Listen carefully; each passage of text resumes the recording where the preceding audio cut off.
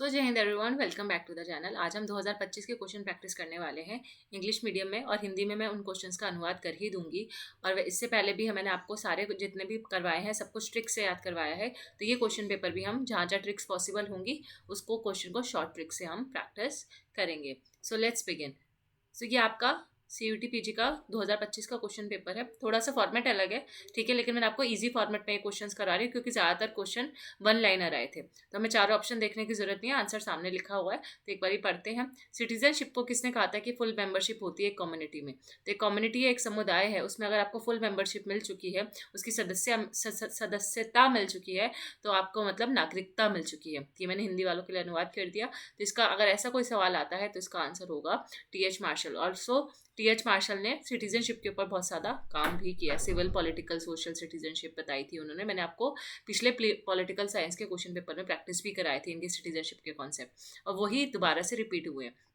तो ये क्वेश्चन 2021 में भी था, मतलब इसी से TH मार्शल से ही क्वेश्चन था, नॉट सेम स्टेटमेंट। फिर 2024 के पे में भी देखा। सो इससे पता चलता है कि जो कॉन्सेप्ट है रिपीट होते रहते हैं, बस क्वेश्चन का पूछने का तरीका चेंज होता रहता है। तो अगर आप 2021 से लेकर 24 तक के जितने भी अभी तक मैंने कराए हैं और जो आज मैं करवाने वाली हूँ, तो कम से कम आपके 500 प्लस कंसेप्ट क्लियर हो जाएंगे बहुत आराम से। ठीक है, उसको मैंने चारों ऑप्शन को अच्छे से एक्सप्लेन भी किया है, तो इसलिए मैंने ज़्यादा इसमें चारों ऑप्शन डाले नहीं है। ठीक है, तो ट्रेगविलाय जो है वो कौन सी कंट्री के, पहले तो ये बात बताओ, ये UN के पहले जनरल सेक्रेटरी थे। तो इस क्वेश्चन से हमें पता चलता है कि हमें UN के जो सारे जनरल सेक्रेटरी करने हैं वो भी ट्रिक्स के साथ याद करने हैं, जो कि मैं ऑलरेडी IR की प्लेलिस्ट में करवा भी चुकी हूँ। तो अगर ट्रेगविलाय से इस बार क्वेश्चन आया तो अगली बार किसी और कंट्री के UN जनरल सेक्रेटरी से क्वेश्चन आ सकता है। तो अब यहाँ पे आपको ये नहीं रटना, आपको ये रटना है, आपको ये पता लगाना है कि जितने भी UN जनरल सेक्रेटरी हैं उनकी मेरे को कंट्रीज़ याद कर लेनी है। ठीक है, और मैंने कंट्रीज़ भी याद करवा रखी हैं आपको, प्लस मैंने आपको क्रोनोलॉजी भी याद करवा रखी है, क्योंकि क्रोनोलॉजी से भी क्वेश्चन आ जाता है कि 4-5 सेक्रेटरी दे देगा और बोलेगा पहला कौन सा बना, दूसरा कौन सा। तो आपके लिए मैंने काम आसान कर दिया याद करने का। मेरी IR की प्लेलिस्ट में जाना, आपको ट्रिक से ये चीज़ें याद हो जाएगी। तो ये कहाँ से थे? नॉर्वे से थे। Energy conservation act come in which year. तो एनर्जी कंजर्वेशन एक्ट कौन से साल में आया था? तो 2001 में आया था। फैक्चुअल क्वेश्चन है, याद रखना। ठीक है, फिर what is perverted form of aristocracy. तो ये बात हो रही है, अगर मैं बात करूं तो एरिस्टोटल से रिलेटेड ये क्वेश्चन है। एरिस्टोटल ने आपको दो तरीके की डेमोक्रेसी के बारे में बताया था। एक गुड फॉर्म ऑफ गवर्नमेंट होती है, एक परवर्टेड फॉर्म ऑफ गवर्नमेंट होती है। देखो अब चार ऑप्शन तो नहीं है आपके पास, लेकिन मैं आपको बताती हूँ ये क्वेश्चन कैसे पूछा गया था, तो स्किप मत करना, एक्सप्लेनेशन सुन के जाओ, ताकि अगली बार से परवर्टेड फॉर्म की जगह गुड फॉर्म ऑफ गवर्नमेंट पूछ ले कि किसने बताया था। तो एरिस्टोक्रेसी का परवर्टेड फॉर्म पूछा है, तो अगर इसको आपको याद कैसे रखना है, गुड फॉर्म में क्या आएगा आपका, आएगा MAP, ये इन्होंने अच्छी मानी थी। और परवर्टेड मतलब बैड फॉर्म ऑफ गवर्नमेंट, तो बुरा में कौन था? TOD, Tod. मैप और टॉड से आपको याद रखना है। ठीक है, तो ए के सामने क्या आ रहा है? O। ठीक है, तो यहाँ पे ए के सामने क्या आएगा? O, यानी कि एरिस्टोक्रेसी का बुरा क्या है? ओलिगार्की। वैसे एम से मोनार्की, मोनार्की का बुरा क्या है? बुरी फॉर्म ऑफ गवर्नमेंट। अगर मोनार्की बहुत बुरी हो जाए तो वो क्या बनेगी? टेरेनी बनेगी। वैसे एरिस्टोक्रेसी अच्छी फॉर्म ऑफ गवर्नमेंट है एरिस्टोटल के लिए, और जब वो बहुत बुरी हो जाए तो ओलिगार्की बनेगी। ठीक है, वैसे अगर ये पी से क्या है? पॉलिटी, पॉलिटी अच्छी फॉर्म ऑफ गवर्नमेंट है एरिस्टोटल के लिए, और जब पॉलिटी बुरी हो जाएगी तो क्या बनेगी? डेमोक्रेसी बनेगी। डी से डेमोक्रेसी, तो आपको MAP और TOD से याद रखना है। ठीक है, तो आप मैच कर पाओगे। अब ऑप्शंस क्या आए थे? जैसे पूछा है परवर्टेड फॉर्म ऑफ एरिस्टोक्रेसी, तो आपको ऑप्शन में दे रखा है टेरेनी, ओलिगार्की, डेमोक्रेसी, मोनार्की, ये चार ऑप्शन दे रखे हैं। तो आप क्या क्या बताओगे इन चारों में से? ओलिगार्की। तो यही ओलिगार्की इसका राइट आंसर था, सिंपल। किसने गाया हाइपोथेसिस दिया था? James Lovelock. Very important and easy question. गाया हाइपोथेसिस क्या होता है वो भी देख लेना, मैंने पिछले लेक्चर में बता ही दिया था जब हम बाकी के PYQ सॉल्व कर रहे थे। ग्लोबल पुअर और ग्लोबल रिच के बीच का जो डिफरेंस था वो किसने बताया था? तो इसका जो करेक्ट आंसर है वो है थॉमस नैगल। अच्छा, ये याद रखना कि ये चारों ही थिंकर जो हैं आपके ग्लोबल जस्टिस के थिंकर हैं। एक सेकेंड। तो ठीक है, इसको याद रखना है कि ये सारे जो थिंकर्स है ये ग्लोबल जस्टिस के थिंकर्स हैं। तो अगली बार थिंकर्स से क्वेश्चन आए कि ग्लोबल जस्टिस के कौन से थिंकर्स है कौन नहीं, तो ये सारे ही ग्लोबल जस्टिस के हैं। थॉमस फॉग, अमर्त्य सेन का तो जस्टिस का कॉन्सेप्ट है, जॉन रॉल्स का भी जस्टिस का कॉन्सेप्ट है, थ्योरी ऑफ जस्टिस, और वैसे थॉमस नैगल का भी जस्टिस का कॉन्सेप्ट है। ग्लोबल जस्टिस के उनकी डिबेट फेमस है।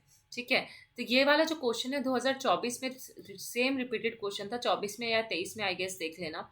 और उसका आंसर उस पर जॉन रॉल्स दे रखा था। तो एक बार प्रीवियस वीडियो में अगर मैंने इसका आंसर जॉन रॉल्स बताया रखा है तो वही सही होगा, अदरवाइज इसमें जो है वो थॉमस नैगल सही दे रखा है। ठीक है, बाकी आप एक बार इसको क्रॉस चेक कर लेना। ठीक है, ग्लोबल पुअर और ग्लोबल रिच जो है किसने बताया था। अब बात करते हैं नॉलेज अबाउट जस्टिस। ठीक है, तो जॉन रॉल्स पढ़ लेना अच्छे से और अमृता सेन का भी कॉन्सेप्ट पढ़ लेना। Knowledge without justice ought to be called cunning rather than wisdom. तो ये किसकी स्टेटमेंट है? ये प्लेटो की स्टेटमेंट है। इसके अलावा ऑप्शन में अरिस्टोटल, मैकियावेली ये सब दे रखा था, तो प्लेटो इसका राइट आंसर होना चाहिए। कि इसको मैं आपको हिंदी में अनुवाद भी कर देती हूँ और समझा भी देती हूँ। तो बेसिकली जॉन रॉल कह रही, सॉरी, प्लेटो का जस्टिस का कॉन्सेप्ट यहाँ पे हमें समझने की जरूरत है, ताकि अगली बार प्लेटो के जस्टिस के कॉन्सेप्ट से कोई स्टेटमेंट आ जाए। फॉर एग्जाम्पल कोर्ट नहीं आए, ठीक है, कोर्ट नहीं पूछा हुआ, लेकिन उसके जस्टिस की कोई 4-5 स्टेटमेंट दे रखी है और पूछा है कि ये स्टेटमेंट किसकी है या ये स्टेटमेंट प्लेटो ने बोली है कि नहीं। तो इसमें प्लेटो का थॉट प्रोसेस समझना बहुत ज़रूरी है। ये एक सिंपल सा कोट ये कह रहा है कि अगर आपने जस्ट तरीके से नॉलेज एक्वायर की है, अगर हमने न्यायपूर्ण तरीके से मतलब कि ज्ञान प्राप्त किया है, तो वो क्या होगा, वो विजडम कहलाई जाएगी, वो बुद्धि, सद्बुद्धि जिसको हम बोलते हैं ना। अगर हमने जस्ट नॉलेज है तो मतलब वो विजडम होगी। लेकिन अगर अनजस्ट नॉलेज है, मतलब नॉलेज विदाउट जस्टिस का यहाँ मतलब है कि ऐसी ज्ञान जो अनजस्ट तरीके से पाया गया है, ठीक है, तो उसको हम क्या बोलेंगे, कनिंगनेस। कनिंगनेस क्या होता है, चालाकी। तो यही ये कोट बोल रहा था, जिससे आपको प्लेटो का थोड़ा सा थॉट प्रोसेस भी समझ आना चाहिए। और जस्टिस का आइडिया तो प्लेटो ने दिया ही था, मैकियावेली ने नहीं दिया था, अरिस्टोटल ने नहीं दिया था। बोल्शेविक कम्युनिस्ट पार्टी के फाउंडर कौन थे? लेनिन थे, बहुत इजी है। अच्छा, अब इसी से याद रख लेना बोल्शेविक रेवोल्यूशन कब हुआ था। तो ये आपका होमवर्क है, बोल्शेविक रेवोल्यूशन कब हुआ था, क्यों हुआ था, ये पता होना चाहिए, क्योंकि इसी से रिलेटेड अगली बार मैंने क्या बोला था, क्वेश्चन रिपीट नहीं होता, कॉन्सेप्ट रिपीट हो सकता है। तो लेनिन से रिलेटेड जो जो बातें आपको जाननी चाहिए हैं, नियम, मार्क्सिस्ट थिंकर क्यों थे, नियो मार्क्सिस्ट थे तो क्यों थे, ठीक है, इनके क्या विचार थे, और बोल्शेविक रेवोल्यूशन कब हुआ था, क्यों हुआ था, ये आपको कमेंट सेक्शन में बताना है, खुद से आंसर करना है, ताकि आप खुद से जब सर्च करोगे तो आपकी लॉन्ग टर्म मेमोरी का ये पार्ट बनेगा। फिर इसमें से okay, sorry, okay, so which amendment was related with the economic equality and equality of opportunity. कौन सा ऐसा संशोधन हुआ था जिसमें आर्थिक समानता की बात हुई थी और अवसर की समानता की बात हुई थी प्रेम्बल में, विद रिस्पेक्ट टू जो मतलब ये इकोनॉमिक इक्वालिटी और इक्वालिटी ऑफ अपॉर्चुनिटी हमारे प्रेम्बल में मेंशन है ना। इस क्वेश्चन से याद रखना है कि आपको पूरा का प्रेम्बल रटा हुआ होना चाहिए। मैंने तो अपने रूम में ही चिपका रखा है प्रेम्बल, और रोज सुबह एक बार देख लेती हूँ, याद करने के लिए नहीं, मतलब एक अच्छा लगता है कि खुद का प्रेम्बल सामने पड़ा हो, ठीक है। तो आपको प्रियम्बल याद रखना है, क्रोनोलॉजी में कौन से वर्ड्स यूज हुए हैं, कब यूज हुए हैं, किस क्रोनोलॉजी में यूज हुए हैं, ठीक है। तो ये यहाँ से एक क्वेश्चन, और दूसरा कि कौन सा संशोधन था जो हम आज के टाइम पे हमारे प्रियम्बल में ये इकोनॉमिक और इक्वालिटी और इक्वालिटी ऑफ अपॉर्चुनिटी देखते हैं ना, तो आर्टिकल 38 क्लॉज 2 में ये ऐड हुआ था, ठीक है। तो कौन सा संशोधन में इससे रिलेटेड ये चीज़ें हुई थी, तो संशोधन था 44th अमेंडमेंट, ठीक है। 42nd अमेंडमेंट तो आप याद रखते ही हो, साथ साथ 44th अमेंडमेंट भी याद रखना, ठीक है, कि क्या क्या 44th अमेंडमेंट में बहुत सारी चीज़ें रिवर्स हुई थी, ठीक है। जो 42nd में हुआ था उसका रिवर्स 44th में हुआ था, कि जो कुछ कानून इंदिरा गांधी ने बहुत हार्श बना दिए थे कि इलेक्शन में जुडिशियल रिव्यू नहीं हो सकता, और जो आपका लोकसभा है वो 6 साल के लिए रहेगी, तो ये सारी चीज़ें रिवर्स हुई थी। जिसमें से एक चीज़ ये भी हुई थी कि प्रियम्बल में ये चीज़ ऐड हुई थी, economic equality and equality of opportunity, बहुत इंपॉर्टेंट है। सार्क जो है वो कब बना और सार्क का हेडक्वार्टर का है? तो सार्क बना था आपका 1985 में। मैंने आपको याद भी कराया था पिछले लेक्चर में कि सार्क में कैसे आप याद करते हो की डेट, कि सार्क में 8 मेंबर है, और सार्क में कितने वर्ड आ रहे हैं, लेटर आ रहे हैं, मतलब 1 2 3 4 5 लेटर आ रहे हैं। 8 मेंबर है और सार्क 5 लेटर से बना है, तो 85 इसी में हो गया। प्लस मैंने आपको सार्क की सारी कंट्रीज ट्रिक से याद कराई हुई है ऑलरेडी, और इसका हेडक्वार्टर काठमांडू में है। शार्क होती है ना, शार्क जो पानी में होती है, उससे मैंने आपको ट्रिक याद कराई है। IR की प्लेलिस्ट में जाओगे, 1 मिनट का शॉर्ट्स है यूट्यूब शॉर्ट्स, उसी में मैंने प्लेलिस्ट में ऐड, तो आपको दिख जाएगा, सिर्फ 1 मिनट में देखोगे और हो जाएगा याद। विच कंट्री ज्वाइन सार्क इन 2007? तो 2007 में अफगानिस्तान ने सार्क को ज्वाइन किया था, easy. Which of the following adopted open door policy? Open door policy किसने अडॉप्ट की थी? तो चाइना ने अडॉप्ट की थी। कब अडॉप्ट की थी, ये आपका मतलब होमवर्क है, कमेंट सेक्शन में बताना है, ठीक है। अभी जाओ और अभी सर्च करो।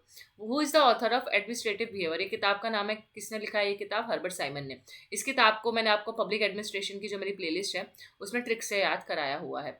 जो वर्च्यू है, वर्च्यू जो टर्म है वो किसने दिया था? मैकियावेली ने दिया था, बहुत ईजी है। ये वर्टू है, ठीक है। अगर वर्च्यू होता है वो अलग होता है, तो वर्च्यू का मतलब अलग है और वर्टू का मतलब अलग था मैकियावेली के लिए। सो वर्टू का मतलब था मैकियावेली के लिए कि ऐसी क्षमता आप में, ऐसी मास्टरी जिससे कि आप फॉर्चूना पे ओवरकम कर सको, ठीक है। जो फॉर्चूना आपका जो लक है, जिसको फॉर्चूना को ये भी आ जाता है कि फॉर्चूना को किससे कंपेयर किया मैकियावेली ने, तो फॉर्चूना को मैकियावेली ने वुमेन से कंपेयर किया है और एक रिवर से कंपेयर किया है, ठीक है। कि जैसे वुमेन जो है लकी पर्सन के पास ही होती है और कभी भी वो धोखा दे सकती है, तो वैसे ही उन्होंने इसको ऐसे कंपेयर किया था। और अगर हम फॉर्चूना पे मतलब विजय हासिल कर लेते हैं तो वो ही हमारा वर्टू है, ठीक है। तो वर्च्यू इज डिफरेंट, वर्च्यू तो होती है आपकी वैल्यूज वगैरह, वो अलग है, लेकिन जो मैकेबली ने वर्ड टू यूज़ किया वो अलग है। ठीक है। फिर 86 कॉन्स्टिट्यूशन अमेंडमेंट हुआ था 2002 में, उसके तहत कौन सा आर्टिकल ऐड किया गया था? बहुत ईजी है, बहुत ही ज़्यादा ईजी है। तो आर्टिकल 21 से क्या था? 21 से राइट टू एजुकेशन से रिलेटेड, राइट टू एजुकेशन को फंडामेंटल राइट बनाया गया था। तो अगली बार ये क्वेश्चन पूछ सकता है कि राइट टू एजुकेशन को फंडामेंटल राइट कौन से अमेंडमेंट के थ्रू बनाया गया? तो एक ही क्वेश्चन से दो क्वेश्चन बन गए, या तो वो ऐसे पूछ लेगा आर्टिकल, या आर्टिकल कौन से अमेंडमेंट से आया वो इसका नाम पूछ लेगा। तो 86 है, याद रखना। फिर आपका नेक्स्ट क्वेश्चन, एक थोड़ा सा इसको रब कर लेते हैं। जो आर्टिकल 243 के है वो किससे रिलेटेड है? तो ये इलेक्शन टू पंचायत, पंचायत के रिलेटेड है। इस क्वेश्चन से आपको क्या समझ आता है कि आपको जो पंचायत से रिलेटेड जितने भी आर्टिकल हैं वो याद रखने हैं। कहाँ से लेकर? 243 से लेकर 243O तक। ठीक है, यहाँ तक पंचायत के आर्टिकल होते हैं। अब पंचायत के अगर याद हो जाए, ठीक है, तो म्यूनसिपैलिटीज़ के भी कर लेना, क्योंकि पंचायत और म्यूनसिपैलिटीज़ दोनों के आर्टिकल आ सकते हैं। ठीक है, जैसे 243 में तो पंचायत की डेफिनेशन ही है, फिर ऐसे ऐसे करते करते जाएंगे तो ओ तक जाएंगे, तो के में इलेक्शंस की बात है। ठीक है, तो वैसे सबसे इंपॉर्टेंट तो के ही होता है। ठीक है, अगर आपको बाई चांस याद करने का मौका ना मिले, टाइम ना मिले, लेकिन ये के वाला तो याद रखना, के से इलेक्शन, इलेक्शन के। ठीक है, इसको और अच्छा तरीका है याद रखने का, पंचायत के इलेक्शंस बोलते हैं ना, पंचायत के इलेक्शंस। तो के से आपको याद रह जाएगा कि इलेक्शन जो है वो इसमें है, के वाले में, 243 के में है। ठीक है। वो road the 2 concepts of liberty, पिछली क्लास में भी सेम चीज़ कराई थी मैंने आपको। ओपी गाबा कराया था ना अभी कल ही के लेक्चर में मैंने आपको ओपी गाबा कराया था। तो उसमें मैंने आपको बताया था कि, एक सेकेंड, थोड़ा ग्लिच हो रहा है, कि इसाया बर्लिन का कॉन्सेप्ट। ठीक है, इसाया बर्लिन पढ़ाया था लिबर्टी वाले कॉन्सेप्ट। तो ओपी गाबा में जब आप लिबर्टी वाली प्लेलिस्ट में जाओगे, लिबर्टी वाले लेक्चर में जाओगे, जो लेटेस्ट लेक्चर है, ठीक है, उसमें मैंने आपको 2 कॉन्सेप्ट्स ऑफ लिबर्टी कराए हैं। और इसाया बर्लिन का मैंने एक अलग से वीडियो भी बना रखा है, जिसका लिंक आपको डिस्क्रिप्शन में मिल जाएगा। 10-15 मिनट का video I guess, Isaiah Berlin आपका पूरा कंप्लीट हो जाएगा। फिर उससे कोई भी क्वेश्चन आ जाए, कैसा भी क्वेश्चन आ जाए, गलत नहीं होगा।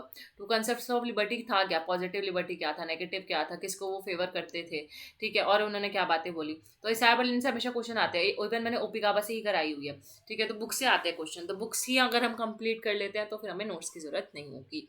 The court, law is the command of the sovereign. ठीक है, जो लॉ है वो क्या है? कमांड है सॉवरेन की। ये किसने बोला था? मतलब कि जो आपको संप्रभुता है, जिसके पास संप्रभुता है, मतलब संप्रभु जो है, जो वो कमांड देगा वो ही कानून बनेगा। जो मतलब सॉवरेन ने बोल दिया, हिंदी वालों के लिए भी बता रही हूँ और इंग्लिश में भी, जो संप्रभु ने बोल दिया उसी का जो कहा है, जो उसकी कमांड है वो ही कानून बनेगी। ये इसका मतलब है। ये जो सॉवरेनिटी के जो सबसे इंपॉर्टेंट थिंकर माने जाते हैं वो है जॉन ऑस्टिन। अब आप ये क्वेश्चन सॉल्व कर सकते थे अगर आपने ओपी गावा पढ़ी होती। मैं बोलती हूँ हमेशा कि कोचिंग के नोट्स में आपको कितना ही मिल जाएगा। जो कोचिंग वाले नोट्स बनाते हैं, जहाँ से भी आप पढ़ रहे हो, वो भी तो किताब से ही बनाते होंगे। अगर हम किताब ही पढ़ लें तो क्या दिक्कत है? जॉन ऑस्टिन वहाँ पे था और हमने ये पढ़ा भी था। तो ये आपका ओपी गाबा से एक क्वेश्चन। और मैंने इस सॉवरेनिटी वाला चैप्टर मैं आपको ऑलरेडी करा चुकी हूँ, जो सबसे मुश्किल लगता है बच्चों को, सॉवरेनिटी और सिटीजनशिप। लिबर्टी इक्वालिटी फिर आप कर लेते हो, लेकिन लिबर्टी इक्वालिटी में भी जो थिंकर्स हैं, वो यूनिक थिंकर्स, वो सिर्फ बुक्स में मिलते हैं। ठीक है, जिससे क्वेश्चन आते हैं, तो वो मैं आपको करा चुकी हूँ। ठीक है, सिटीजनशिप नहीं हुआ है अभी तक, सिटीजनशिप जल्दी ही हो जाएगा, वो भी इसी के बाद सिटीजनशिप पे मैं वीडियो बनाऊंगी। ठीक है, तो सॉवरेनिटी कर लेना, ओपी गाबा से मैंने करा रखा है। Man is born free and everywhere lies in chain. तो जो आदमी है वो पैदा तो फ्री होता है, लेकिन जब वो एक बारी पैदा हो जाता है, तो ये बहुत ही मतलब क्या सबसे फेमस स्टेटमेंट है, रूसो का ही है।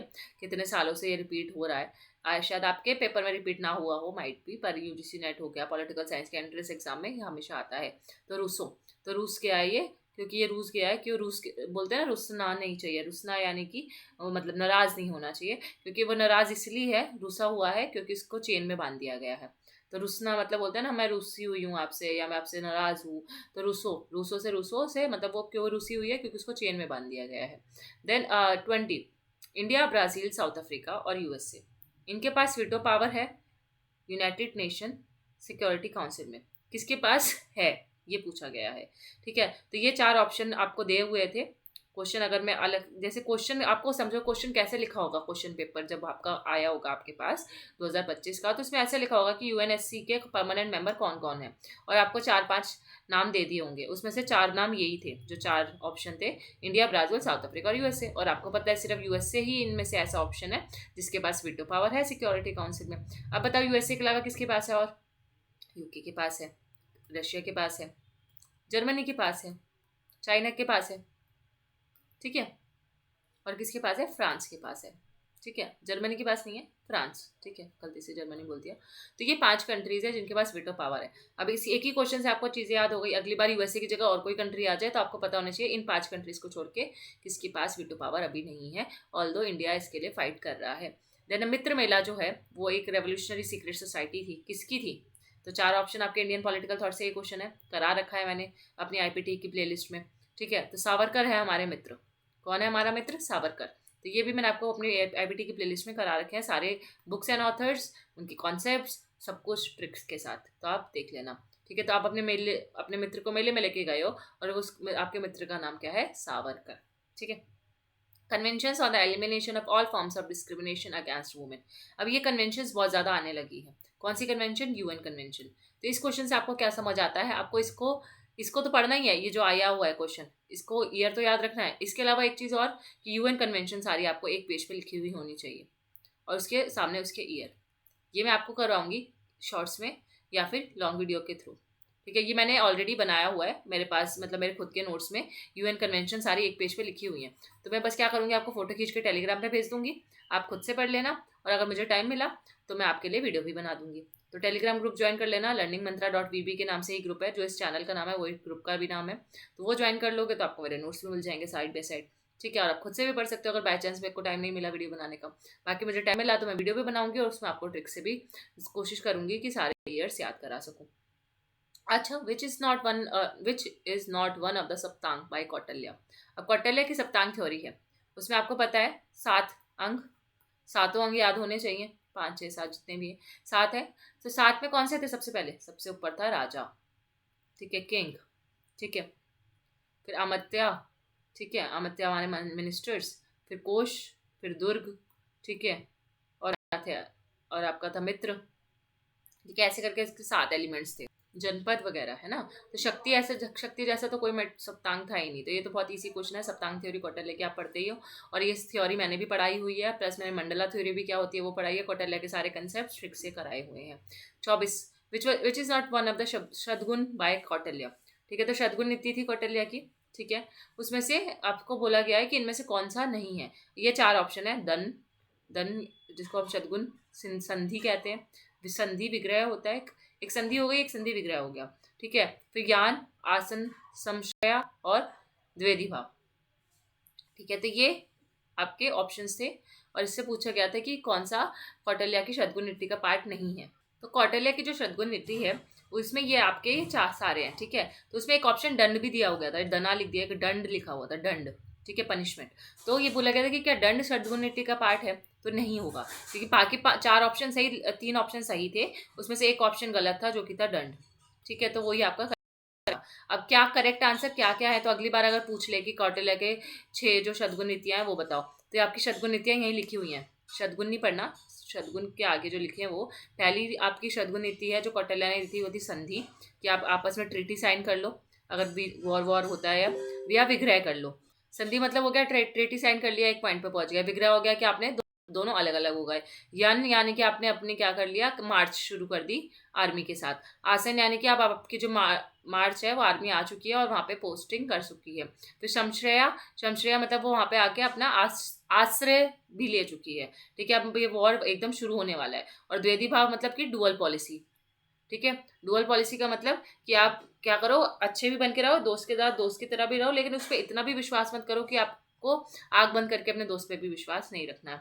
तो आपको अपने दुश्मनों और दोस्त दोनों पे इक्वल नज़र रखनी है और किसी के साथ भी ज़्यादा एक्सट्रीम नहीं जाना है, चाहे आपका दोस्ती क्यों ना हो। तो द्विवेदी भाव डुअल पॉलिसी थी कौटिल्य की। तो ये 4 जो पॉलिसीज है ये आपका आंसर है, ठीक है, ये आपका एक्सप्लेनेशन है, सॉरी, ठीक है। और जो 4 ऑप्शन है वो अलग 4 ऑप्शन थे, इसी में से जो 6 है ना, ये 6 में से ये 3 को ही दे रखे थे और एक दंड दे रखा था। तो ये आपको समझ आ गया होगा। तो अब आप अपने नोटबुक में अच्छे बच्चे की तरह शतगुण नीति लिख लो और सारे ये 6 के 6 लिख लो और इसको याद रखना ये कौन सी 6 शतगुण नीति कौटिल्य ने दी थी, ठीक है। It is like a foreign policy only, कि आपको क्या फॉरेन पॉलिसी अपनानी चाहिए। तो ये फॉरेन पॉलिसी के कॉन्टेक्स्ट में भी आ सकता है। पहली democratically elected president of Russia, तो रशिया का पहला प्रेसिडेंट कौन था? इससे आपको पता चलता है कि आपको रशिया के जितने भी प्रेसिडेंट हैं 4-5 ही हैं, ज़्यादा नहीं है, ठीक है। अभी तक 4-5 ही प्रेसिडेंट बने हैं, तो वो आपको याद रखना है। तो बोरिस येल्त्सिन जो थे पहले प्रेसिडेंट थे रशिया के, पहले इलेक्टेड प्रेसिडेंट, ठीक है।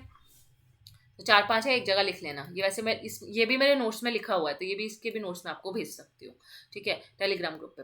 Which year ASEAN regional forum was founded, कौन से साल में ARF बना था? 1994। ये मैंने आपको याद कराया था, अगर आपको याद हो, मैंने एक IR की प्लेलिस्ट में अगर आप जाओगे उसमें मैंने आपको सारे जितनी भी ऑर्गेनाइजेशन है उनके ईयर प्लस उनके हेडक्वार्टर ट्रिक से याद कराए हुए हैं, वो भी क्रोनोलॉजी में।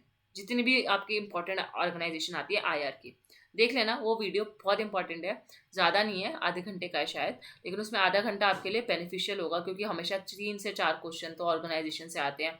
किस साल में बना, इसका हेडक्वार्टर क्या है, ये भी मैंने वहीं कराया हुआ था। जैसे सार्क से आया था, आशियान आ गया, आशियान रीजनल फोरम अलग है, आशियान अलग है, फिर इंडिया किसका मेंबर है किसका नहीं, ये भी मैंने आपको उसी वीडियो में कराया हुआ है। तो बहुत डिटेल्ड वीडियो है और फैक्चुअल वीडियो है और ट्रिक्स के साथ कराया हुआ है, ठीक है। तो ये भी पूछ लेता है इंडिया इसका मेंबर है या नहीं, आशियान का इंडिया मेंबर नहीं है ऑब्वियसली, ठीक है। आशियान रीजनल फोरम मैंने बताया, अब बताओ आशियान कब बना था, ईयर बताना कमेंट सेक्शन में। Which are the correct of laws of dialectics, तो डायलेक्टिक्स के जो लॉज हैं ये 4 ही, unity and struggle of opposites, then the transformation of the quantity into quality, negation of the negation, और ऑल, या फोर्थ ऑप्शन है ऑल ऑफ द अबव, ठीक है। तो इसका जो करेक्ट हुआ था कि सारे ही करेक्ट है, तो ये इनके डायलेक्टिक्स के लॉज थे, ठीक है। किसके हैं ये? मार्क्स के। यूनिटी एंड स्ट्रगल अपोजिट्स हो गया, transformation of quantity into quality and negation of negation, ये तीनों को याद रखना अच्छे से, ठीक है।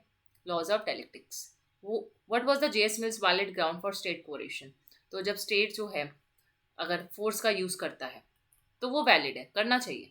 ऐसा किसने बोला था कि अगर स्टेट फोर्स का यूज़ करे तो ठीक है, अच्छी बात है, वैलिड है, तो ये जेएस मिल ने बोला था।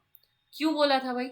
उन्होंने इसलिए बोला कि स्टेट को फोर्स यूज करना पड़ सकता है, वो एक ही सिचुएशन में वैलिड माना जाएगा अगर स्टेट फोर्स का इस्तेमाल इसलिए कर रहा है ताकि जो लोग हैं वो दूसरों को हार्म ना पहुंचा पाए। सेल्फ प्रिजर्वेशन के लिए अगर स्टेट फोर्स यूज कर रहा है तो वो वैलिड कहलाया जाएगा उस केस में, जो कि एक अगर आप कॉमन सेंस के बेसिस पे भी देखो तो सही बात है। स्टेट फोर्स यूज कर सकता है, अगर कल को सब एक दूसरे के ऊपर मतलब मारपीट करने में लगे हुए हैं तो क्या ही करेगा, तो स्टेट को इंटरफेयर करना पड़ेगा, फोर्स का इस्तेमाल करना पड़ेगा। तो सेल्फ प्रिजर्वेशन के लिए स्टेट फोर्स इस्तेमाल कर सकता है, यहीं पे उनका आता है हार्म प्रिंसिपल, ठीक है, जेएस मिल का हार्म प्रिंसिपल, ठीक है। Which was the last country to join EU in 2013? Croatia. Croatia was the last country to join EU। अच्छा, EU को मैं आपको अलग से एक वीडियो में करवाने वाली हूँ जिसमें आपका ये वाले ऐसे क्वेश्चंस बहुत सारे कवर हो जाएंगे, ये भी क्वेश्चन भी कवर हो जाएगा प्लस आपका पूरा EU का हिस्ट्री कवर हो जाएगा, ठीक है। तो अगर मैं भूल जाऊँ तो एक बार मुझे कमेंट सेक्शन में याद दिला देना, ठीक है। EU का एक मेरे को EU का बनाना है, एक सार्क का बनाना है, एक UN कन्वेंशंस बनानी है सारी, ये 3 तो इम्पॉर्टेंट है ही जो IR से आते हैं हमेशा, तो मैं करवा दूंगी। देन आपका 30 क्रोनोलॉजी लगानी है सार्क की, फिर से आ गए सार्क के इवेंट्स, और ये मैं आपको अच्छे से करवाने वाली हूँ। सार्क आपका पूरा एक वीडियो में कवर हो जाएगा, ऐसे क्वेश्चंस जितने भी क्वेश्चंस आते हैं घुमा फिरा के, जो क्वेश्चन आज तक नहीं भी आए लेकिन आ सकते हैं, वो भी सार्क के उस वीडियो में कवर हो जाएंगे। Opening of SAARC agriculture centre, poverty alleviation meeting, Golam Sarwar as secretary general बने, गोलम सारवर, ठीक है। Then adoption of SAARC charter, तो अब इसको क्रोनोलॉजी में लगाओ कि पहले क्या हुआ फिर क्या हुआ। 4 ऑप्शन नहीं है आपके पास, खुद से लगाने की कोशिश करो। 4 3 2 1 है, 1 2 3 4 है, 2 3 1 4 है, ऐसे करके।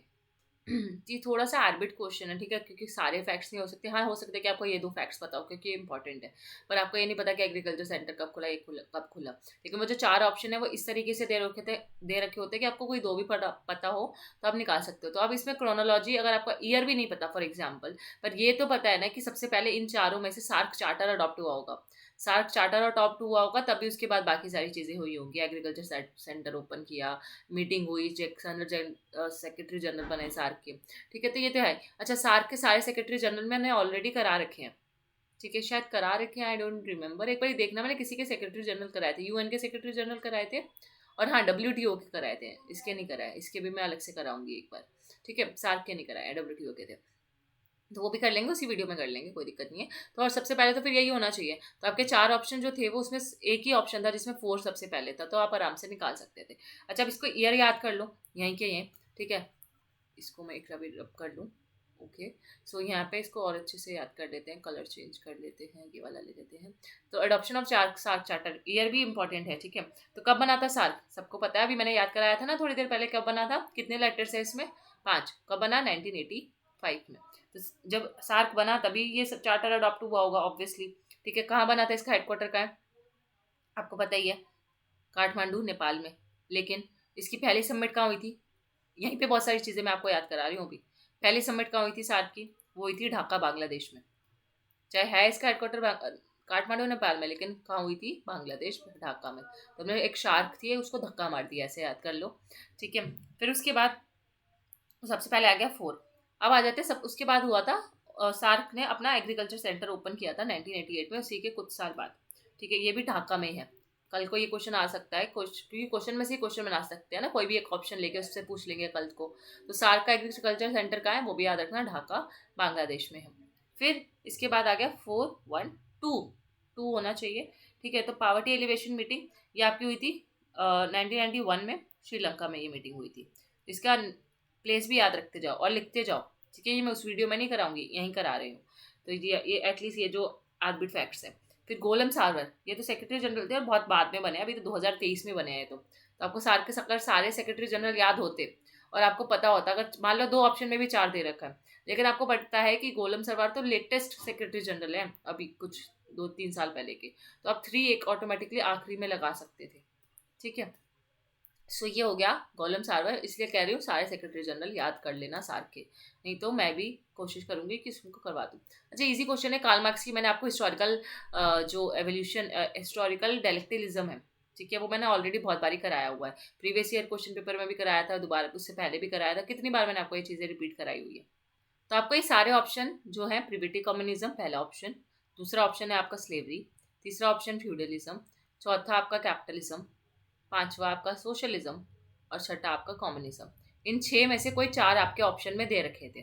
ठीक है, और इसको आपको लगाना था क्रोनोलॉजी में कि पहले क्या हुआ, फिर क्या हुआ, फिर क्या हुआ। तो हिस्टोरिकल एवोल्यूशन जो कार्ल मार्क्स ने बताया है ना, कि हर उसमें एक क्या होता है, मतलब basically history of class struggle कैसे होती है। तो सबसे पहले क्या था, प्रिमिटिव कम्युनिज्म था। प्रिमिटिव मतलब जो सबसे पहले था। तो कम्युनिज्म से ये कहानी शुरू होती है और कम्युनिज्म पे खत्म होती है, और एक सर्कल बनाते हैं कार्ल मार्क्स ऐसे करके। ठीक है, तो सबसे पहले प्रिमिटिव कम्युनिज्म आया। ठीक है, कि सब जब क्लासलेस सोसाइटी थी, कोई नहीं था, कम्युनिज्म था। प्रिमिटिव मतलब पहले वाला, प्राइम प्राइम होता है ना सबसे ऊपर, वो। फिर उसके बाद स्लेवरी आया। स्लेवरी में कौन कौन थे, मास्टर और स्लेव्स थे। ठीक है, मास्टर और स्लेव्स। फिर स्लेवरी के बाद आया फ्यूडलिज्म। ठीक है, जब स्लेवरी वाला सिस्टम खत्म हो गया तो फ्यूडल आ गए। तो एक तरफ लॉर्ड्स थे, एक तरफ सर्व्स थे, यानी कि पीजेंट्स। फिर फ्यूडलिज्म खत्म हुआ तो उसके बाद कैपिटलिज्म आया। ठीक है, कैप वही आगे चल के मतलब कैपिटलिज्म बन गया। अब कैपिटलिज्म में वही आपके हैव्स एंड हैव्स नॉट आ जाएंगे, जहाँ पे कार्ल मार्क्स की फेमस थ्योरी शुरू होती है, हैव्स और हैव्स नॉट वाली, जिसमें कौन होते हैं, बुर्जुआजीज वर्सेस प्रोलेटरिएट्स। प्रोलेटरिएट्स मतलब आपके जो वर्कर्स हैं, और बुर्जुआजीज उसके ओनर्स जो काम कराते हैं उनसे एलीट क्लास वाले। ठीक है, फिर उसके बाद आता है कैपिटलिज्म खत्म हुआ, उसमें एवोल्यूशन होगा। फिर कैपिटलिज्म के बाद आएगा सोशलिज्म, ऐसा कार्ल मार्क्स बोलते थे ये। और सोशलिज्म में क्या होगा, डिक्टेटरशिप ऑफ प्रोलेटरिएट होगी। जब वर्कर्स जो है सारे लड़ने लग जाएंगे बुर्जुआजी से, तो रेवोल्यूशन होगा, सोशलिज्म आएगा। और लास्ट में सोशलिज्म जब आ जाएगा, वेलफेयर सोसाइटी आ जाएगी, सब अच्छा हो जाएगा, तो फिर से एक क्लासलेस सोसाइटी बन जाएगी, जो शुरू में हुआ करती थी, प्रिमिटिव थी। इसलिए इसको प्रिमिटिव कम्युनिज्म बोला और इसको कम्युनिज्म बोला, यानी कि क्लासलेस सोसाइटी। तो ये पूरा जो चक्र है वो ऐसे चलेगा, और इसको इसी क्रोनोलॉजी में याद रखना है। तो इसलिए वो बोलते हैं इसी कॉन्टेक्स्ट में कि अभी तक जो जितनी भी हिस्ट्री चलती आ रही है वो क्लास स्ट्रगल की है, क्योंकि हर हर स्टेज में कोई ना कोई दो आपस में लड़ने वाले हैं ना। इसमें मास्टर स्लेव लड़ रहे थे, इसमें लैंडलॉर्ड्स और सर्फ्स थे, इसमें बुर्जुआ एक्सप्लॉयटेड थे। सोशलिज्म में कोई लड़ाई नहीं हो रही है, उसमें डिक्टेटरशिप है। तो ऐसे ही क्लास स्ट्रगल होता रहता है। फिर नेक्स्ट क्वेश्चन, तो बहुत मतलब कॉमन सेंस क्वेश्चन है कि ट्रेड रूल्स कौन बनाएगा इंटरनेशनल लेवल पे। तो एक ही ऑर्गेनाइजेशन है इंटरनेशनल लेवल पे जो ट्रेड से रिलेटेड कानून या रूल्स बनाती है, वर्ल्ड ट्रेड ऑर्गेनाइजेशन।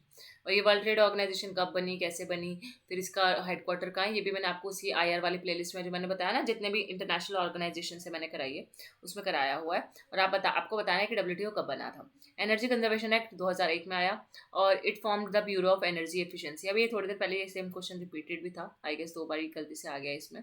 फिर नोटा जो है वो इंडिया इलेक्टोरल सिस्टम का पार्ट कब बना, 2013। बहुत ईजी है, नोटा 2013 में ही आया था, पहले इससे पहले नोटा का सिस्टम नहीं होता था।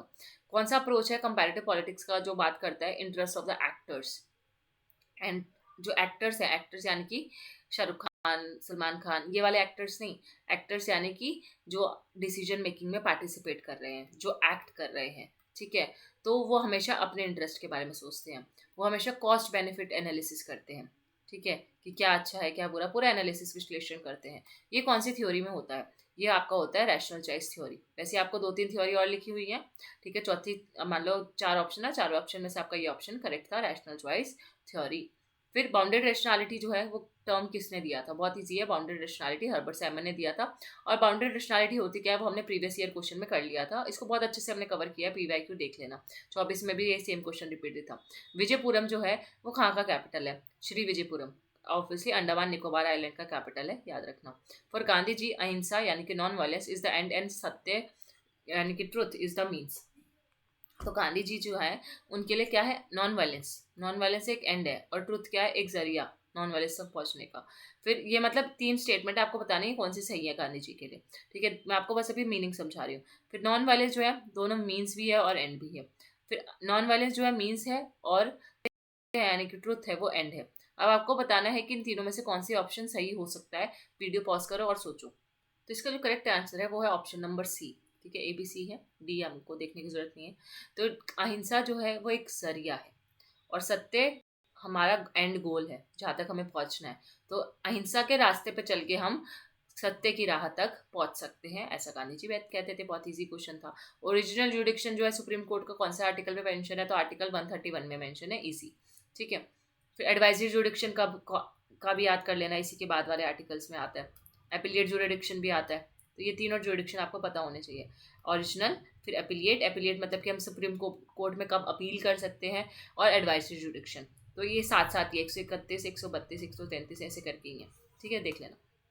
राइट टू प्रिवेसी जो था फंडामेंटल राइट है। कौन सी जजमेंट में बोला गया था कि जो आपका राइट टू प्रिवेसी है, आपका जो निजी अधिकार आपको बोल सकते हो हिंदी में, आई गेस अगर मैं सही बोल रही हूँ तो आपका मौलिक अधिकार कब कौन सी सुप्रीम कोर्ट की जजमेंट में बोला गया था? तो केएस पुत्ता स्वामी केस आया था और पुत्ता स्वामी केस में सुप्रीम कोर्ट ने ये जजमेंट दी थी कि right to privacy fundamental right है, ठीक है। अब राइट टू प्रिवेसी कौन से आर्टिकल के अंदर तहत आता है बताओ?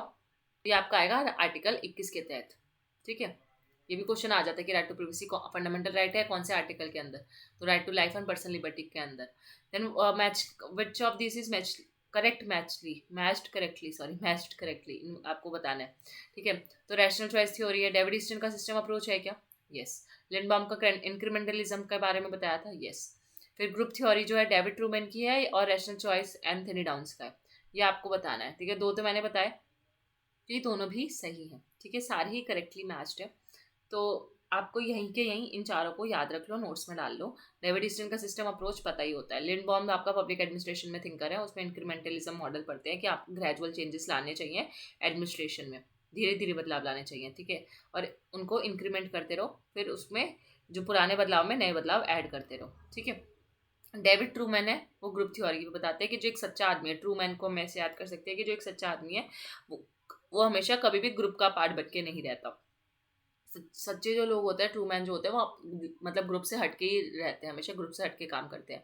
तो ग्रुप थ्योरी डेविड ट्रूमैन की, और rational choice theory Anthony downs की, कि अगर हमने ज़्यादा रैशनल लगा लिया, हमने ज़्यादा चॉइसेस कर ली, तो हम हमेशा ज़िंदगी में डाउन ही जाएंगे, ठीक है। ज़्यादा रैशनैलिटी कर ली या फिर मान लो ज़्यादा हम रैशनल हो गए बहुत से ज़्यादा, और हम हर चीज़ में चॉइस खेल रहे हैं, ठीक है, नहीं तो हम बिना चॉइस के कोई काम ही नहीं कर रहे हैं, तो क्या होगा, हमारा डाउनफॉल शुरू हो जाएगा। या फिर आप ऐसे याद कर सकते हो कि अगर आप रैशनल चॉइस नहीं लोगे तो अब आपका डाउनफॉल शुरू हो जाएगा। ये ज़्यादा लॉजिकल साउंड कर रहा है कंपैरेटिवली पहली ट्रिक के। तो ये ट्रिक बता रही हूँ कि कैसे याद कर सकते हो कि अगर आप रैशनल चॉइस नहीं लोगे तो आप क्या करोगे, आप क्या हो जाओगे, नीचे चले जाओगे, डाउन्स, ठीक है। तो Anthony downs rational choice theory के हैं। फिर इंटरनेशनल पॉलिटिक्स क्या है? इंटरनेशनल लेवल पे, अंतर्राष्ट्रीय स्तर पे या फिर अंतर्राष्ट्रीय जो राजनीति है वहाँ पे क्या है, अराजकता है, एनार्की है, जिसकी वजह से जो स्टेट है वो अपना रिलेटिव पावर को देखते हैं फॉर देयर सेल्फ हेल्प। अपने सेल्फ हेल्प के लिए वो क्या करते हैं, रिलेटिव पावर मतलब कि मेरे कंपैरिजन में दूसरे कंट्री की क्या पावर है, ठीक है। जैसे इंडिया है तो इंडिया देखेगा कि अच्छा मेरे पास इतनी पावर है ना, तो चाइना के पास कितनी है भाई, चाइना के पास इतनी है क्या, ये इतनी है, इतनी है। तो हम हमेशा दूसरों के कॉन्टेक्स्ट में अपनी पावर को कंपेयर करने की कोशिश करते हैं, क्योंकि अराजकता है, हमें कोई बताने वाला नहीं है। तो ये किसने बोला था? तो रिलेटिव पावर का जो कॉन्सेप्ट है याद रखना, या रिलेटिव और एब्सोल्यूट पावर, ये किस में आ जाएगा, जॉन मीयरशाइमर, ठीक है। अगली बार से मत भूलना, जॉन मीयरशाइमर। और इसको मैंने एंड्रयू हिबर्ट जो है ना, ग्लोबल पॉलिटिक्स वाली बुक भी कराई हुई है आईआर की। एक तो मैंने आईआर की अलग से ट्रिक्स कराई है जिसमें आपको मैंने टॉपिक वाइज कुछ कुछ कराया है, और एक ग्लोबल पॉलिटिक्स पूरी बुक कराई है, उसमें मैंने आपको ये सारे थिंकर्स और थिंकर्स की बुक प्लस आपको उसके आइडियाज़ प्लस रियलिज्म क्या होता है, आइडियलिज्म क्या होता है, सब कुछ कराया हुआ है, तो वो बुक भी पढ़ लेना। आयर की ग्लोबल पॉलिटिक्स की अगर बुक पढ़ लेते हो तो भाई आयर से उससे अच्छा क्या ही हो सकता है, मैंने करवा रखा है, बल्कि सब इंपॉर्टेंट कराया है, सब कुछ नहीं। यूनेस्को हेडक्वार्टर कहाँ पे है? यूनेस्को का हेडक्वार्टर पेरिस में है, और यहीं से आपको बताना है यूनेस्को की फुल फॉर्म और ये कब बना था। ये भी मैंने उसी वीडियो में करा दिया था जिसमें सारी इंटरनेशनल ऑर्गेनाइजेशन कराई है, हेडक्वार्टर के साथ ईयर भी बताया था और सब कुछ, और फुल फॉर्म भी।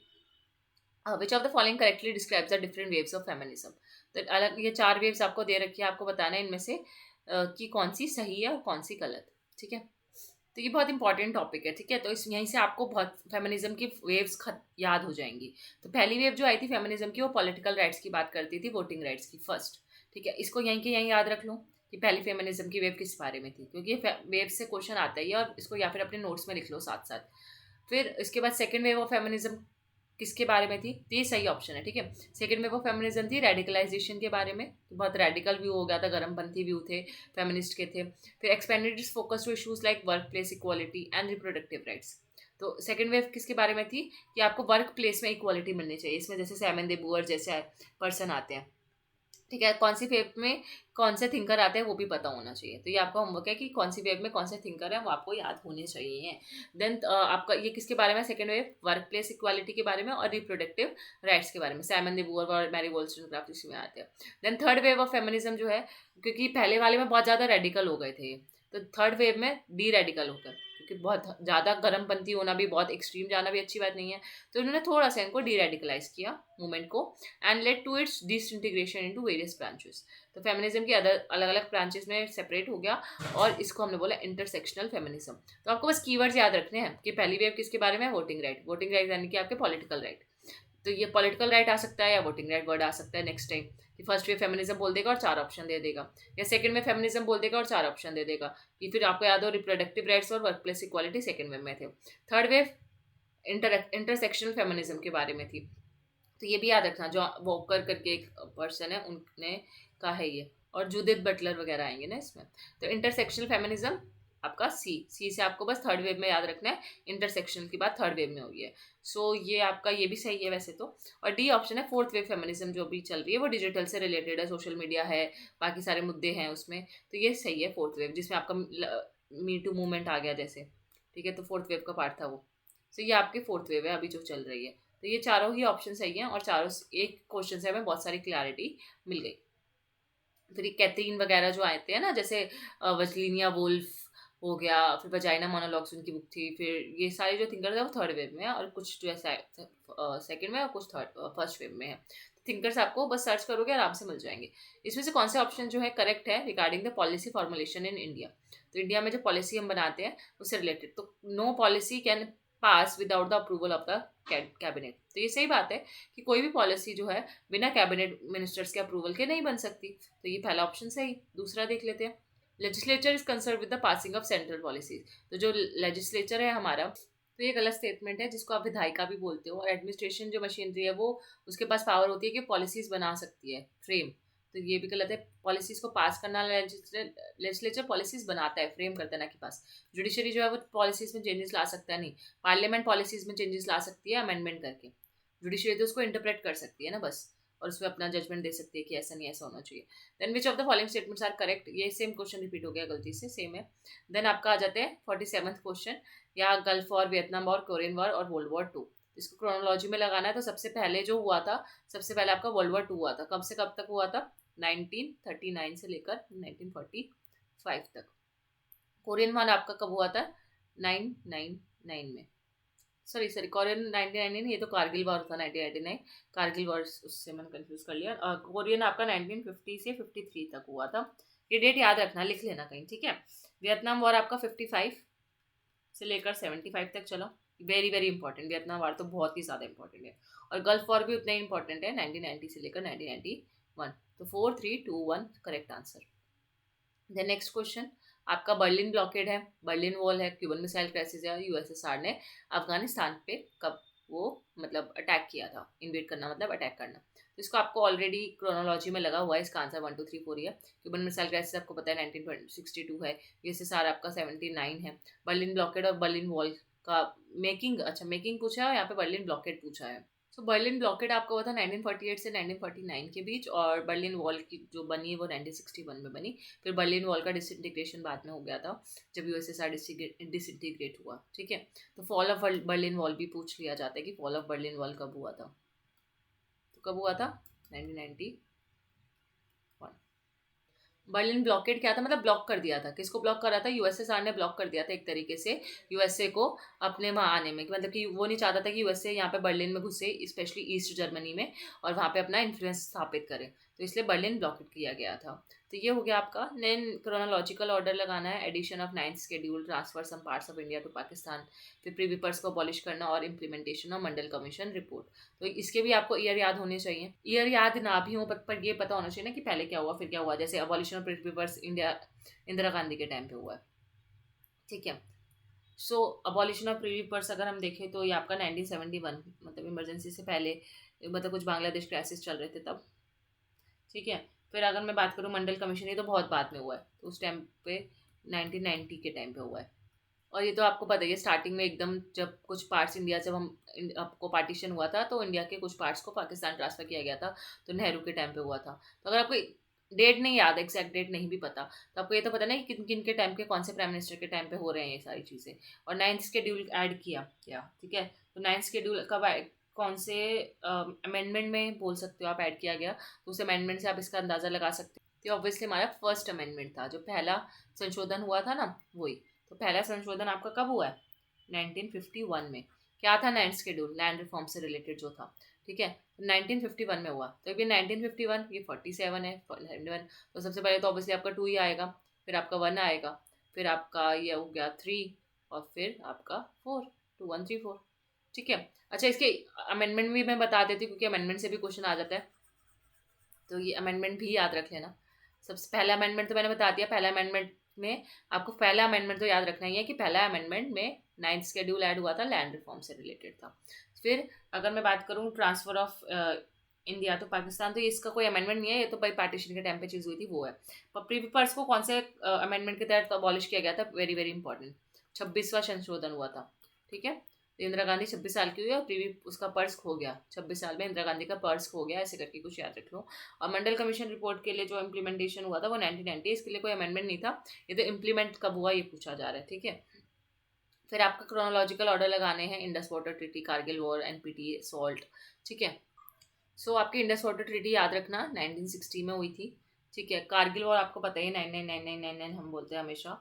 सॉल्ट 1 की यहाँ बात हो रही है तो 1969 में हुआ था, और अगर सॉल्ट 2 की बात हो रही है तो 1969 से 79, तो ये पूरा ही सॉल्ट 1 सॉल्ट 2 ये सब चल रहा था। तो इसमें कोई स्पेसिफिक नहीं लिखा हुआ, लेकिन फिर भी अगर देखें तो एनपीटी तो उसके वैसे भी बाद पहले ही हुई है 1968 में। तो फिर चाहे हम ये कोई भी सॉल्ट की बात कर रहे हो, चाहे 69 वाला सॉल्ट हो या 79 वाला सॉल्ट 1 सॉल्ट 2, लेकिन अगर इसको हम क्रोनोलॉजी में लगाएंगे तो पहले ऑप्शन 60 आएगा, फिर 68 आएगा, फिर 69 या 79 भी कुछ भी हो, लेकिन 79 के फिर लास्ट में कारगिल वॉर ही आता है, ठीक है। तो ये सारी डेट इंपॉर्टेंट है। इसको स्पेशली ये वाले आपको इस क्वेश्चन से पता चलता है कि आपको ट्रीटीज़ करनी है, प्लस आपको जितने भी जो ट्रीटीज़, न्यूक्लियर ट्रीटीज़ हुई हैं उनको एक जगह लिख के याद कर लेना है। फिर इन्वायरमेंटल इवेंट्स कौन कौन से हुए थे क्रोनोलॉजिकल ऑर्डर में लगाने हैं। तो आपका सबसे पहले UN conference on human environment, यानी कि स्टॉकहोम कॉन्फ्रेंस। तो स्टॉकहोम कॉन्फ्रेंस तो इजी है ना, 1972 स्टॉकहोम कन्वेंशन इजी है। सारे इन्वायरमेंटल प्रोटोकॉल्स याद होनी चाहिए। नहीं अभी तक नहीं याद करिए तो उसको लिख लो, ठीक है। तभी मैंने बोला कि पीवाईक्यू से आपको ये टॉपिक से पता चल जाएंगे, और जो जो टॉपिक्स मैं बोल रही हूँ अगर आप उसका होमवर्क कर लेते हो तो सीयूटी पीजी आपका आराम से क्रैक हो जाएगा। बहुत बच्चे होंगे बस ये क्वेश्चन देखेंगे और आगे बढ़ जाएंगे, लेकिन कुछ बच्चे होंगे जो वीडियो पॉज करेंगे या फिर आप टॉपिक नोट डाउन कर लेंगे और उस टॉपिक को अच्छे से कवर करेंगे। तो आपको यही तो पीवाईक्यू से फ़ायदा होता है, टॉपिक पता चल जाता है और टॉपिक को फिर उसको आसपास की सारी चीज़ें कवर करनी होती है। ये सिर्फ 4 ऑप्शन कवर नहीं करने, 4 ऑप्शन के अलावा जितनी भी इन्वायरमेंटल प्रोटोकॉल से मेजर वाली वो करनी होती है।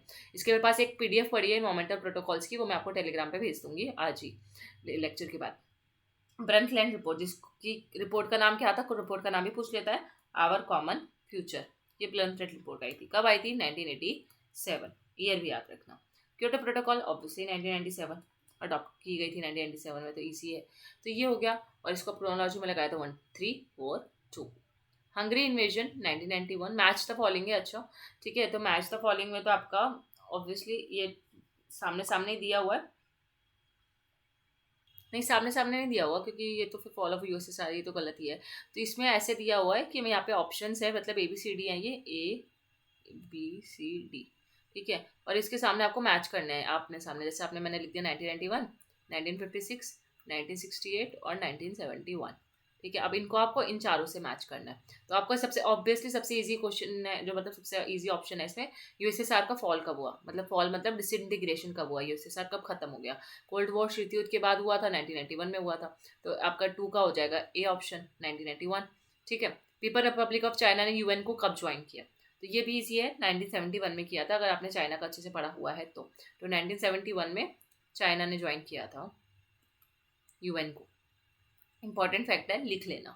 फिर यूएसएसआर ने चिकोस्लोवाकिया पे कब्जा कब किया, या फिर उसको बोल सकते हो कि रशिया जो है हमारा यूएसएसआर, पहले यूएसएसआर होता था, उस पर अटैक कब किया था चिकोस्लोवाकिया पे, तो वो आपका किया था 1968 में। तो 4 का हो जाएगा सी। फिर बचा एक ही, क्या बचा, 56। तो जो हंगरी पे जो अटैक हुआ था वो कब हुए थे, हंगरी पे 1956 के अटैक की ये बात हो रही है। सुएज कैनाल क्राइसिस भी 1956 में हुआ था ना, तो ये हंगेरियन का अटैक। तो ये हो गया आपका easy question. Suez canal crisis का भी याद रखना है, सुएज कैनाल 1956 में हुआ है सुएज कैनाल क्राइसिस, और यूएन का पहला peace keeping mission Suez canal crisis वाला ही था। तो यूएन का पहला पीस कीपिंग मिशन भी यही है। तो ये एक इंपॉर्टेंट फैक्ट है, लिख लेना।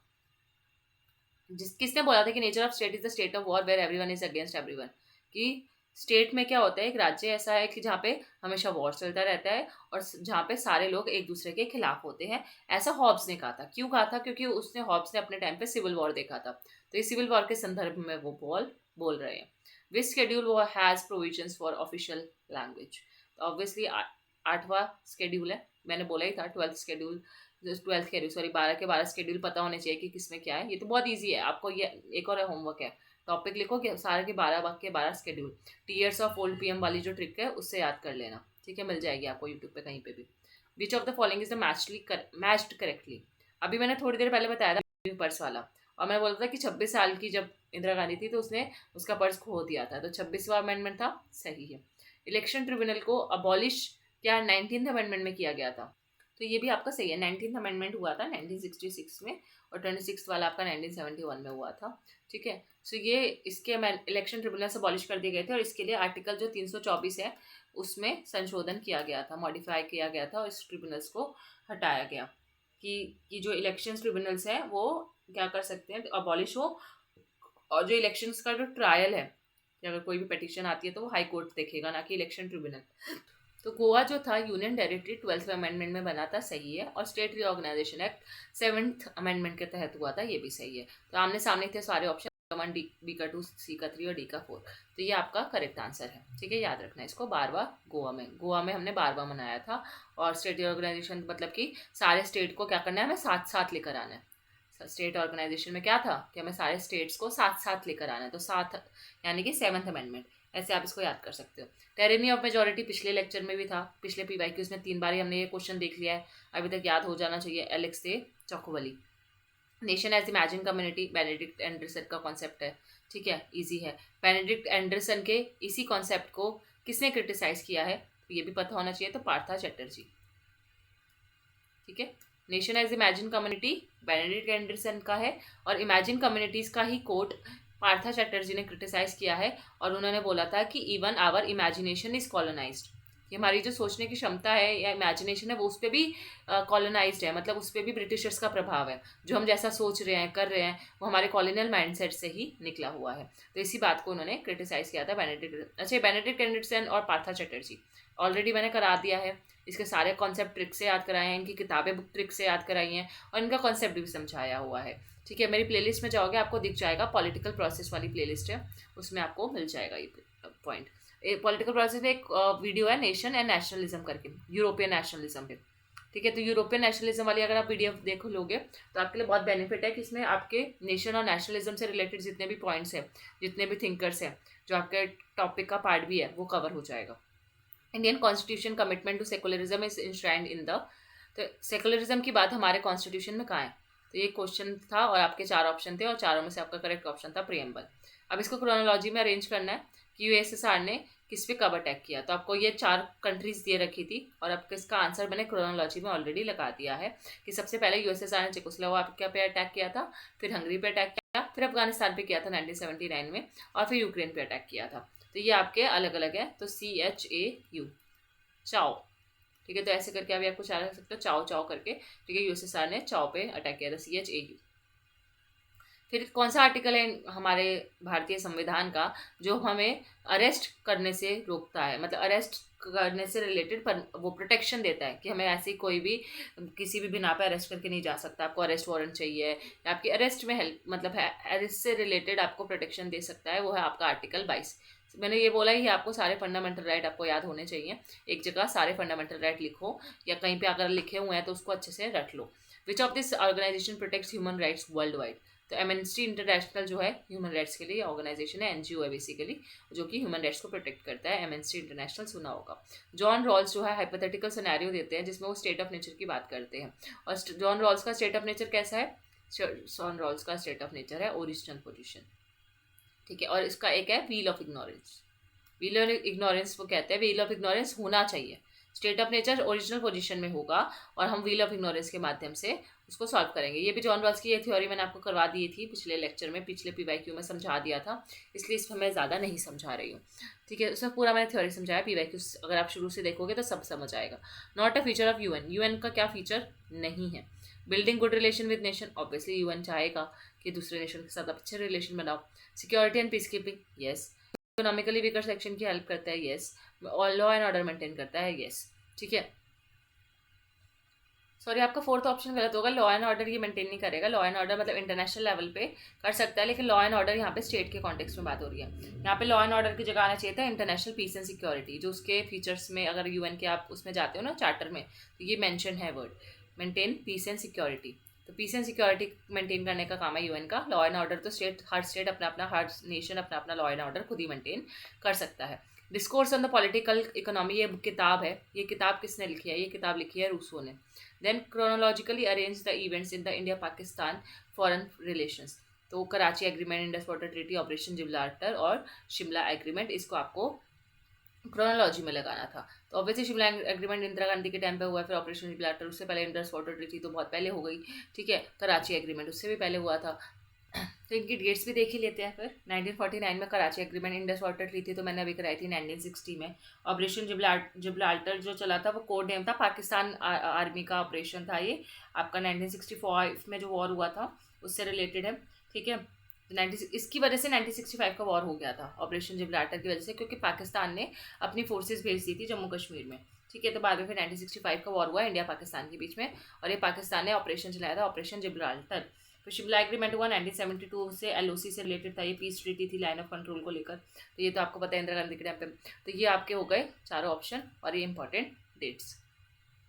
देन इनमें से ऐसा कौन सा रिसर्च मेथड है, ठीक है, जो हिस्टोरिकल एनालिसिस और पॉलिटिकल साइंस के रिसर्च मेथड्स को एक साथ लेकर आता है ताकि हम एक आउटकम तक पहुंच सके, एक रिजल्ट तक पहुंच सके। तो हम पॉलिटिकल साइंस जब हम पढ़ते हैं, राजनीतिक विज्ञान, उसमें हम हिस्ट्री वाला मेथड भी यूज़ करने लग जाए, रिसर्च मेथड। पेपर 1 में आप रिसर्च, पेपर 1 तो चलो आपका नहीं होगा, CUT में हुआ तो ये पूछा हुआ है। ठीक है, तो इसका जो करेक्ट आंसर होगा वो होगा एनालिटिकल नैरेटिव। ठीक है, एनालिटिकल नैरेटिव, क्योंकि जो नैरेटिव वाली जो होते हैं रिसर्च होती है, जो नैरेटिव रिसर्च होती है जिसमें आप स्टोरीज वगैरह सुनाते हो, ठीक है, तो वो हिस्टोरिकल रिसर्च का पार्ट होता है, इसलिए एनालिटिकल नैरेटिव इसको खिलाया जाएगा। वैसे तो नैरेटिव होगा, लेकिन अगर पॉलिटिकल साइंस भी ऐड होगा तो एनालिटिकल भी ऐड हो गया। ठीक है, तो ये आर्बिट क्वेश्चन है, कहीं से भी ये पूछ लिया जाता है कभी भी, तो ये आपको इतना सोचने की जरूरत नहीं है, बस इसको रट लो एक बार, अगर एक दोबारा बाई चांस रिपीट हो जाए तो। फॉर इस पार्लियामेंट्री इलेक्शन ऑस्ट्रेलिया यूजेस विच इलेक्टोरल सिस्टम, बहुत इंपॉर्टेंट है, इलेक्शन और इलेक्टोरल सिस्टम हर कंट्री का पता होना चाहिए। तो एक जगह जो मेजर कंट्रीज है, वैसे तो इंडिया में, वैसे पूरे वर्ल्ड में इतनी कंट्रीज है, पर जो आपकी मेजर कंट्रीज आती है ना, जैसे ऑस्ट्रेलिया वगैरह है, इंडिया, और इंडिया में जो एशियन कंट्रीज है वो, ठीक है, USA है, UK है, रशिया है, जापान है, तो जो आपके मेजर जिनके साथ आप फॉरेन पॉलिसी पढ़ते हो, ठीक है, तो वो उनके तो पता होना चाहिए, और ऑस्ट्रेलिया भी उसमें इलेक्टोरल सिस्टम में आता ही है। तो ये आपका होगा प्रेफरेंशियल वोटिंग। ठीक है, प्रेफरेंशियल वोटिंग। प्रेफरेंशियल वोटिंग होती क्या है? प्रेफरेंशियल वोटिंग की जगह अगर आपको कभी लिखा है रन ऑफ वोटिंग, तो ये भी यही सेम ही बात होगी। ठीक है, नेक्स्ट एक और मैं बता दूँ इसका दूसरा नाम run of voting, instant run of भी बोलते हैं इसको कभी कभी। तो रन ऑफ वोटिंग है प्रेफरेंशियल वोटिंग, मतलब जिसको सबसे पहले प्रेफरेंस दी गई है, आपको लिस्ट लिखी जाएगी और सबसे पहले आपने जिसको प्रेफरेंस दी उसके पहले वोट काउंट होंगे। अगर उसको जो पहले प्रेफरेंस के जो वोट है वो एब्सोल्यूट मेजोरिटी नहीं आ पाती है, तो क्या होगा, जो सबसे कम वाले वोट्स है ना, उन उसको एलिमिनेट कर दिया जाएगा और उसके वोट्स जो है ऊपर शिफ्ट कर दिए जाएंगे। फिर ऐसे ऐसे करते करते जब तक कोई एब्सोल्यूट मेजोरिटी नहीं आ जाती, तब तक आपके मतलब कोई सरकार वहाँ नहीं बनती। ठीक है, तो जो फर्स्ट प्रेफरेंस वोट्स है पहले वो काउंट किए जाते हैं। जैसे मान लो हर पर्सन आएगा और वो अपने प्रेफरेंस देगा कि 4-5 कैंडिडेट है, मेरा पहला प्रेफरेंस ये, अगर पहला प्रेफरेंस नहीं जीतता मेरा तो मैं चाहूंगा कि दूसरा जीते, दूसरा नहीं जीतेगा तो मैं चाहूंगा तीसरा जीते। तो पहले सारे वोटर्स का पहला प्रेफरेंस काउंट होता है, और फिर पहले प्रेफरेंस में से अगर किसी को एब्सोल्यूट वोट मतलब मेजोरिटी नहीं मिली है, तो नीचे वाले जो सबसे लोएस्ट प्रेफरेंस वाले होते हैं उसके वोट्स एलिमिनेट करके ऊपर ऐड कर दिए जाते हैं। सिंपल।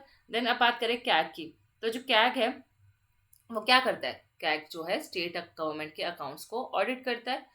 ठीक है, या पार्लियामेंट का काम है कैग सारे गवर्नमेंट खर्चों को ऑडिट करता है, या जो कैग है वो पैसे अप्रूव करता है सरकार के लिए।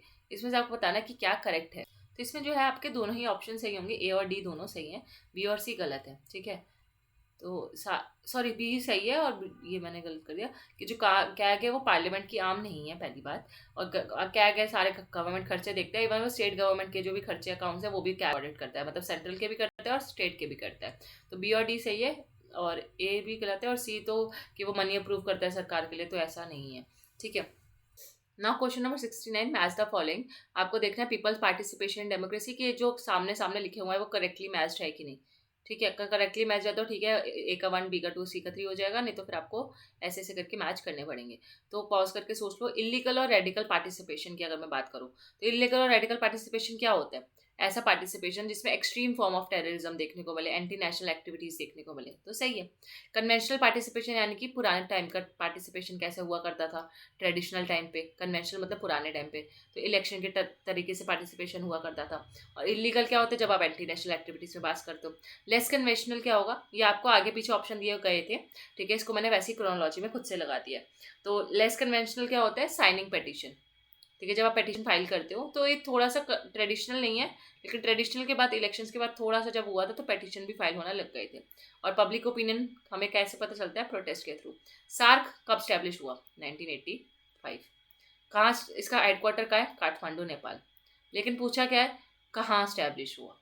तो अब ऑप्शन में काठमांडू नेपाल भी दे रखा है आपको, तो आप सोचोगे कि अच्छा हेडक्वार्टर सार्क का काठमांडू नेपाल में है, तो बना भी वही होगा। नहीं, सार्क बना था ढाका बांग्लादेश में, और तो उसका हेडक्वार्टर बाद में काठमांडू नेपाल बना।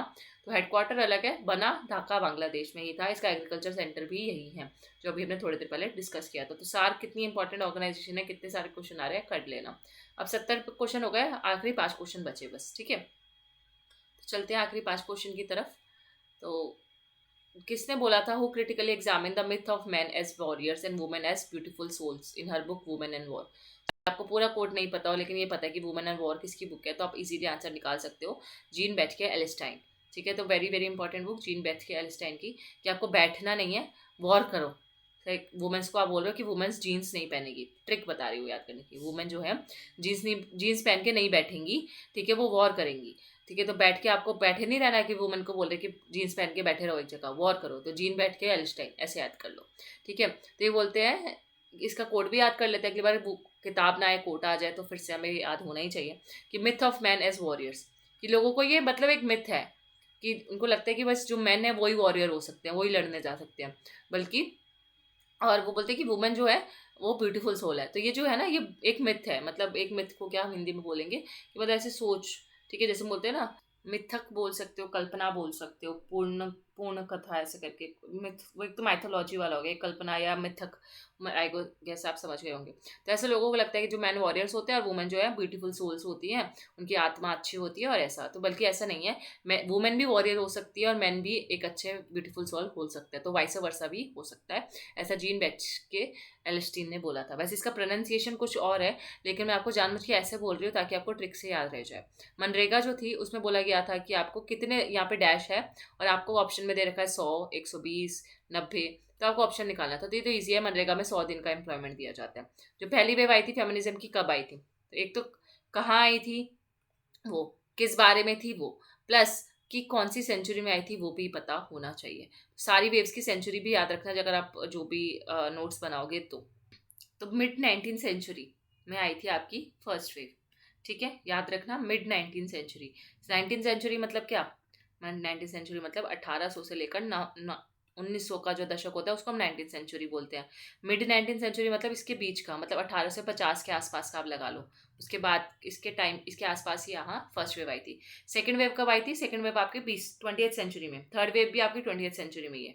ठीक है, दोनों ही वेव्स सेकंड और थर्ड वेव आए, तो अगर आपका आएगा सेकंड और थर्ड वेव तो 20th सेंचुरी। और अगर पूछा जाए कि फोर्थ वेव ऑफ फेमिनिज्म कब आई है, तो 21वीं शताब्दी जो अभी चल रही है 21st सेंचुरी में फोर्थ वेव आई थी। ठीक है, अब आपको इसके इवेंट्स जो है क्रोनोलॉजी में लगाने हैं। तो लिबरेशन ऑफ गोवा, सिक्किम कब बना इंडिया का स्टेट, फिर मिजोरम को स्टेट कब बनाया गया, और छत्तीसगढ़ कब स्टेट बना। ठीक है, तो गोवा को जो आज़ादी मिली थी, किससे मिली थी आज़ादी? पोर्तुगीज से। पोर्तुगीज से आज़ादी कब मिली थी? 1961 में। सिक्किम इंडिया का पार्ट कब बना था? सो सिक्किम 1975 में 36th अमेंडमेंट के तहत पार्ट बना, पहली बात। और ये कौन सा स्टेट बना? 22nd state of India. ये आपके तीनों फैक्ट्स बहुत ही इंपॉर्टेंट है। 1975 से आप कैसे याद रख सकते हो सिक्किम? मैंने कैसे याद किया था मैं बताऊं? 1975 में क्या लगा था? इमरजेंसी। और जब इंदिरा गांधी ने इमरजेंसी लगाई तो हम बीमार हो गए भाई। इमरजेंसी का नाम सुन के भी सिक हो गए। सिक मतलब बीमार हो गए। ठीक है, सिख होता है ना, सिख इंग्लिश वाला। और एक सिख भी है जो सिखों ने ही इंदिरा गांधी को बाद में मारा था, तो वो ऐसा भी कर सकते हैं कुछ। फिर मिजोरम कब बना? मिजोरम आपका बना 1987 में। ठीक है, जब हम मिजोरम एक्ट बनाया गया था इसलिए, और मिजोरम को स्टेटहुड दिया गया था।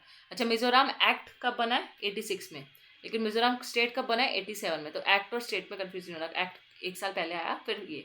फिर छत्तीसगढ़ कब बना? तो छत्तीसगढ़ आपका बना 2000 में। तो इस क्वेश्चन से आपको क्या पता चलता है कि आपको एक ऐसा पेज बनाना है जिसमें आपको सारे स्टेट फॉर्मेशन लिखना है कि कब कौन सा स्टेट बना और किस एक्ट के तहत बना। ठीक है, फिर आपका last question, Indian constituent assembly का आइडिया किसने दिया था? एम एन रॉय ने दिया था। कब दिया था? 1935 में पहली बार इंडियन कॉन्स्टिट्यूंट असेंबली बननी चाहिए तब। तो ये आपका 75th क्वेश्चन। और आई होप आपको ये वीडियो अच्छी लगी होगी। अच्छी लगी हो तो thank you so much for watching, and please like share and subscribe the channel. ये आपके 2025 के आज क्वेश्चन खत्म हो गए हैं PYQs। और फिर अब हम DU के एंट्रेंस एग्जाम, JNU के एंट्रेंस एग्जाम, और हो सकेगा तो BHU जामिया के भी कर लेंगे। बट लेकिन टाइम ज़्यादातर हम लेटेस्ट वाले करेंगे ताकि आपको एक आइडिया लग जाए। और इसके अलावा OP का भी साथ साथ चलती रहेगी। सो थैंक यू, एंड मिलते हैं नेक्स्ट लेक्चर में। Bye bye.